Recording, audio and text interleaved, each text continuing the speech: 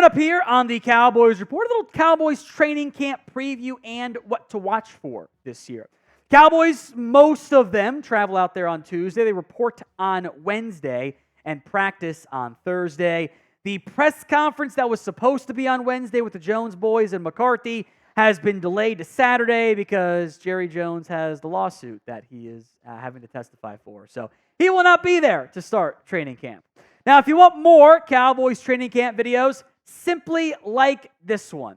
Hit that like button, and we can continue to give you the great coverage that you guys want.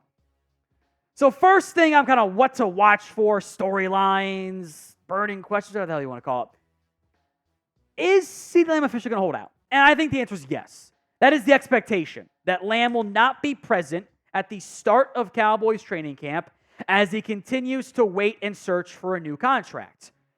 I am frankly embarrassed it's at this point. This should have been done already. There's no reason that Lamb should not be present at the start of Cowboys training camp. It shouldn't be. Get it done. Pay him. Now, maybe there's even a scenario where, because Jerry's going to be delayed by a few days, he doesn't have to answer questions on it right away. It gives him a few more days to get the deal done. I don't like it. CeeDee Lamb should have been paid already. And it's frankly an embarrassment that he has not been. It's a damn shame. All right, next up are the Cowboys' injury statuses. A couple players we got to get to here. First up, Trevon Diggs is expected to begin the year on the PUP list. That's not technically finalized yet, but he's probably going to miss the start of camp. Nothing too concerning there. But there are other players I'm monitoring too. Not just are they on the PUP list, how much are they doing out there? Mazi Smith coming off that offseason shoulder surgery. He's got to gain weight. What does he look like? Did he spend days at the Golden Corral? You've heard the fantasy punishment that you gotta stay at a Waffle House for 24 hours and eat a waffle to shave off an hour or whatever it is. How about you do it at Golden Corral, 24 hours at a Golden Corral? How about that? Osa, by the way, missed some time with hip injury at OTAs. Worth monitoring. Luke Schoonmaker is once again banged up. Is he going to be good to go? Because if Mazi and Schoonmaker ain't out there, that's a red flag for me. Are they good? They need to be practicing. This is too important. They're young guys. They have to be out there. So are they going to be out there or not? Hendershot kind of tweaked his ankle a little bit. Is he going to be good to go? Then the three guys that got hurt last year at camp. Overshown, Stevens, David Durden. I think those guys are going to be good to go, but I just want to see them not begin the year on the PUP list. So Trevon Diggs is going to be one. How many Cowboys start on the PUP NFI list? I don't think there'll be many NFI players. Should all be PUP list, but we'll see what happens there. It's the pinned comment on today's show. So if the ad comes on YouTube, take advantage of it. Head down there and let me know. I think the over-under might be 1.5. Might be anybody beyond Diggs or not. And when it comes to Diggs, I'm fine being patient and cautious there. I don't mind giving him an extra week, 2 weeks, whatever. It should be okay. I do need Mazi Smith out there on day one. I can't have a terrible defensive tackle room not have a first-round pick from a year ago being good to go. Get his weight up. Get him going. He has to contribute. I need a breakout too much. It's too important to have something come from Mazi Smith, especially when you have a brand new defense. And that's note number 3 here. How does this new defense look under Mike Zimmer? How much base are they really going to run? And by base, I mean 3 linebackers, or heavy as I call it, because not many teams use base these days. Mike Zimmer's in charge now. This defense will be different. It probably won't be as turnover happy, might not be as got beat bad for a big play happy either.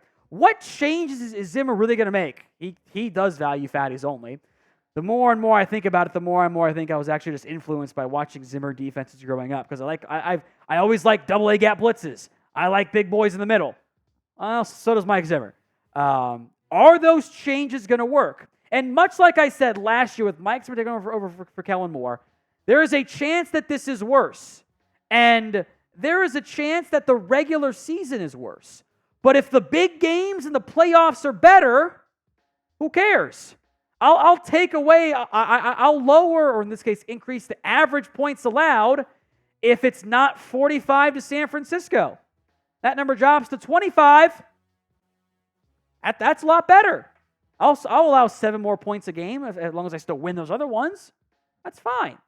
So what the changes Zimmer makes going to play a big impact on this team, because defensively, that's kind of like the only upgrade that they made, even potential upgrade that they made.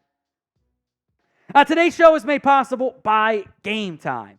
Game Time takes the guesswork out of buying tickets to your next big event. That's MLB, that's baseball, that's basketball, that's the NFL, that's the Cowboys, that's concerts, comedy, theater, and more. Game Time has you covered. You can get last-minute deals. There's flash deals. There's zone deals, all kinds of options for you. By the way, tickets typically drop in price closer to the event. Game Time keeps covered with what the Game Time guarantee. It's their lowest price guarantee. You find tickets in the same section and row for less. Game Time will credit you 110% of the difference, and your purchase is covered with the most flexible customer service policy in the ticketing industry. So take the guesswork out of buying tickets for the MLB, for the Cowboys, and more with Game Time. Download the Game Time app, create your account, and use code CHATSPORTS for $20 off your first purchase. Terms do apply. But create your account, redeem code CHATSPORTS for $20 off. Links in the comments and the description of today's show. Download Game Time today for last-minute tickets. The lowest price, all guaranteed. Next up is Trey Lance. And maybe even somewhat under the radar, I would argue there might be more time devoted to answering questions, watching, discussing, whatever metric we want to use to measure, of Trey Lance, about conversation, compared to Dak Prescott. There's a lot riding on this camp for Trey Lance. Because the Cowboys, maybe he could be a long-term piece for you. Is he going to be on our roster next year? Is anyone going to want him next year? You know, we know Cooper Rush is a good backup. He's fine. We know Dak Prescott is the top 10 quarterback. It's all about the postseason. You cannot win the playoffs in August. It's not possible. You can lose it. You can't win it. Trey Lance, well, what the hell is he? We still don't know. Is he a starter? Is he a backup? Does he have to go to the CFL? I suspect that Lance will be inconsistent in camp. It's kind of what it was at OTAs. They'll say all the right things about him.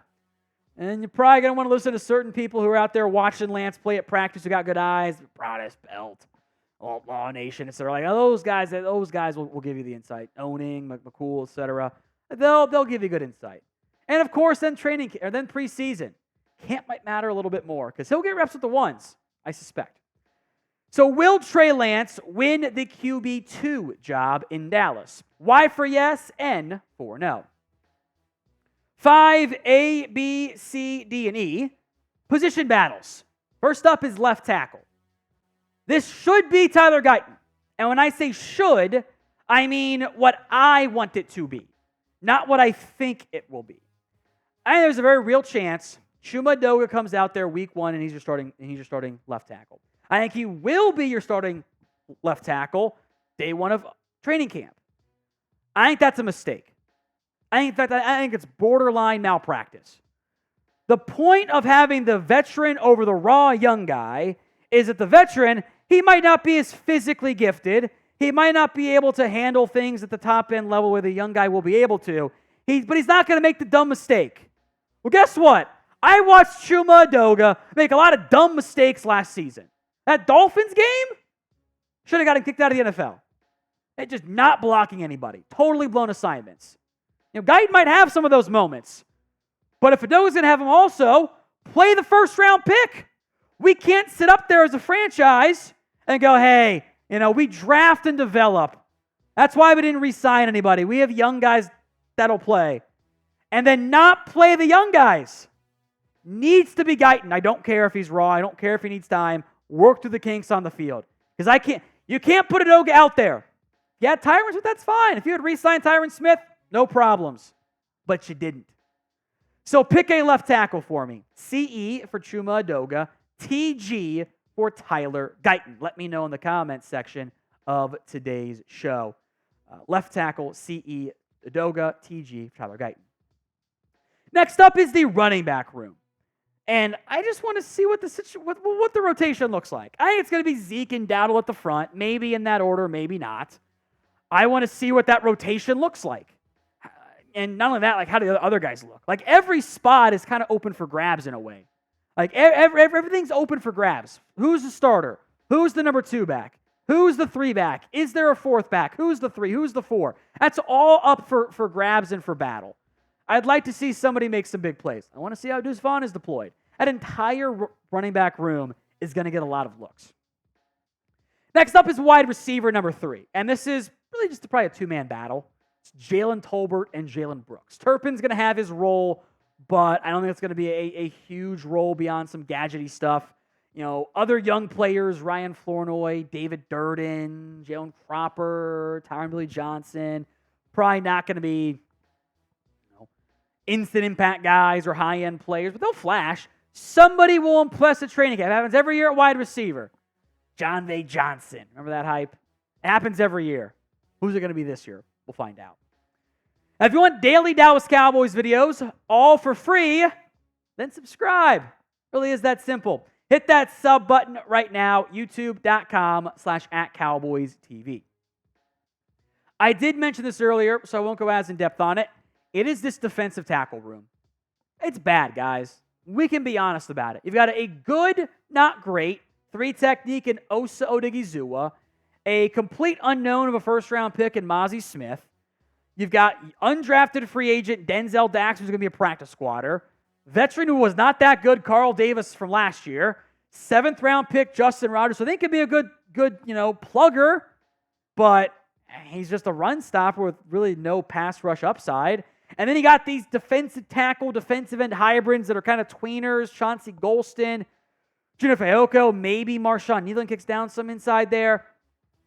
You are an Osa Odighizuwa injury away from having the worst defensive line room in the NFL. That can't happen. They got to figure something out there. Finally, it's the linebackers. I thought about safety here too, like who's going to Wilson versus Wanye Thomas and Marquise Bell, but I want to see how they are deployed in the base personnel, right? You know, Overshown had said it was going to be Eric Kendricks at the mic. Duh, that's obvious. Overshown at the weak side linebacker. Clark at strong side when they're in 3-down linebacker packages, but I don't love Clark as a strong side linebacker. I think he's kind of more of a weak side linebacker. Leafau, I think, will kind of get work all over. I think you'll see some Micah Parsons Sam reps. And that might be as like a 4-3 over or a 4-3 under where, at that point, it's really 4-3 over in this case. At that point, Micah's playing stand-up pass rusher, and that's not really a different role for him. But it gets you that 5-man front that I like. It's a version of the bear front that Dan Quinn was running some last season. The linebacking room, I think, can be a little bit better this year because Overshown's healthy and they got Kendricks. But they needed to be better because that was a big issue, I think, at times last year.